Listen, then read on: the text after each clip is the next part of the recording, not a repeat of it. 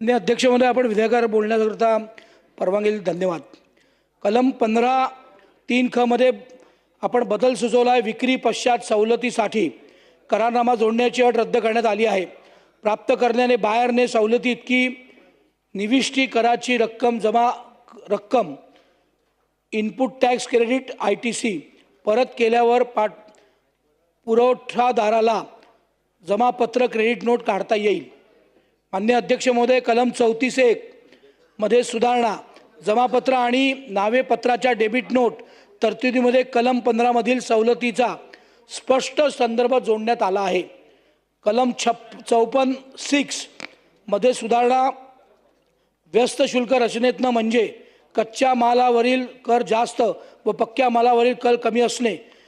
निर्माण होणाऱ्या परताव्याच्या तात्पुरत्या स्वरूपात प्रोव्हिजनमध्ये परतावा देण्याची सुविधा करण्यात आली आहे.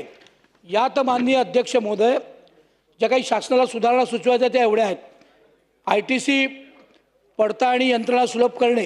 प्राप्त करण्याने ITC परत केला आहे किंवा नाही हे पुरवठादाराला तात्काळ समजण्यासाठी GST पोर्टलवर एखादी सोपी रिअल टाईम पडताळणी यंत्रणा उपलब्ध करून देण्याची शिफारस GST परिषदेने करावी अशी मी आपल्या माध्यमातून अध्यक्षांच्या माध्यमातून माननीय मंत्री महोदयांना विनंती करतो. MSME साठी विशेष कक्ष. परताव्याच्या नियमात शिथिलता आणली असली तरी प्रत्यक्ष अधिकाऱ्यांकडून परतावा मिळण्यास लागणारा वेळ कमी करण्यासाठी राज्य स्तरावर त्वरित परतावा निवारण कक्ष fast track relief grievances sale स्थापन करण्याची मागणी माननीय अध्यक्ष महोदय आपल्या माध्यमातून मंत्री महोदयांना करतो.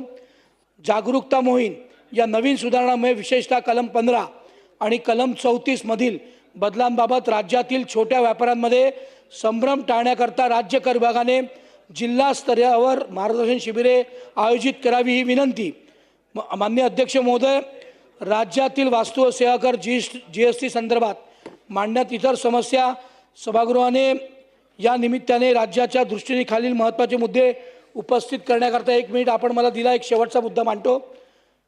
खोट्या इन्व्हेस्टिगेशन फेक इन्व्हेस्टिगेशन सुसाट. राज्यात बोगस बिलाद्वारे ITC लावण्याचे प्रकार वाढले आहेत.